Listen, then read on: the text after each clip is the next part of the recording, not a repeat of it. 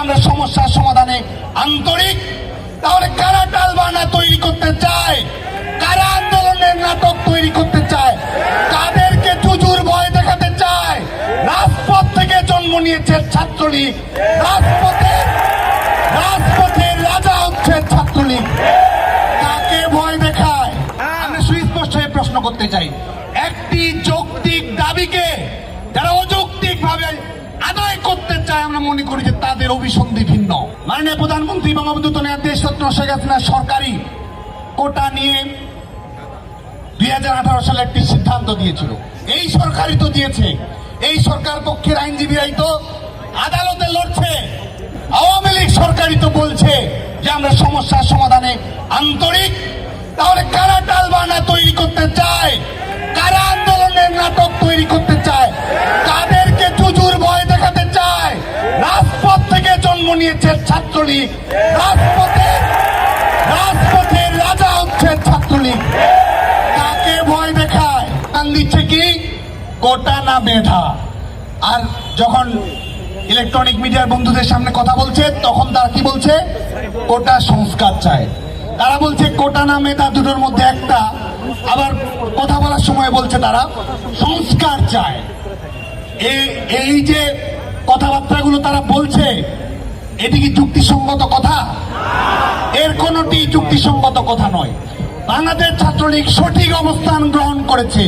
আমরা চাই আমাদের ছেলেমেয়েরা ক্লাস করবে, পরীক্ষা করবে, লাইব্রেরিতে লেখাপড়া করবে। আমাদের উপর যে নির্দেশনা রয়েছে স্মার্ট সিটিজেন হবে, সেই কাজে আমরা ব্যতিব্যস্ত থাকবো। আমরা একাডেমিক এনভায়রনমেন্ট তৈরি করব, ভালো পরিবেশ রাখবো এবং একই সঙ্গে শিক্ষার্থীদের যৌক্তিক ন্যায়সঙ্গত দাবি দেওয়া আমরা যথাযথ কর্তৃপক্ষের কাছে যথাযথভাবে উপস্থাপন করব। এটি কি যথাযথ উপায়? আদালত বলছে এই মুহূর্তে কোটা নেই, আর তারা এখানে ব্লকেট করছে।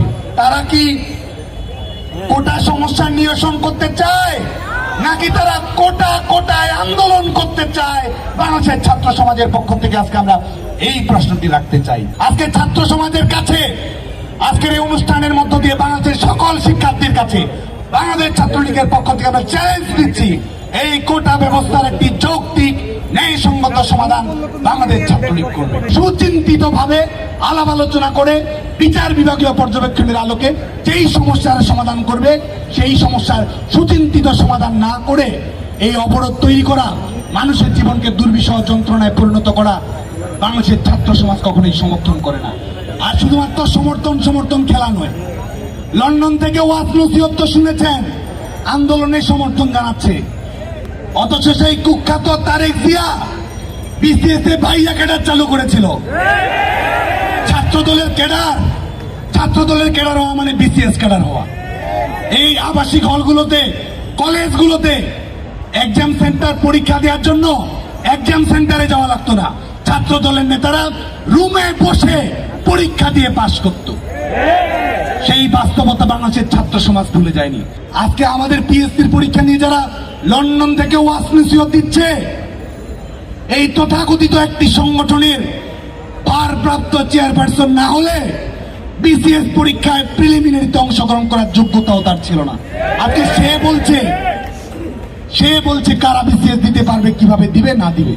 আজকে বাংলাদেশের ছাত্র সমাজের পক্ষ থেকে এই সব রাজনৈতিক প্রপাগান্ডা এবং আন্দোলনের নামে এই সব তামাশা এবং ছাত্র সমাজের একটি যৌক্তিক দাবিকে অযৌক্তিক দিকে যারা পরিণত করতে চায়, বাংলাদেশের ছাত্র সমাজ তাদের বিরুদ্ধে সোচ্চার রয়েছে।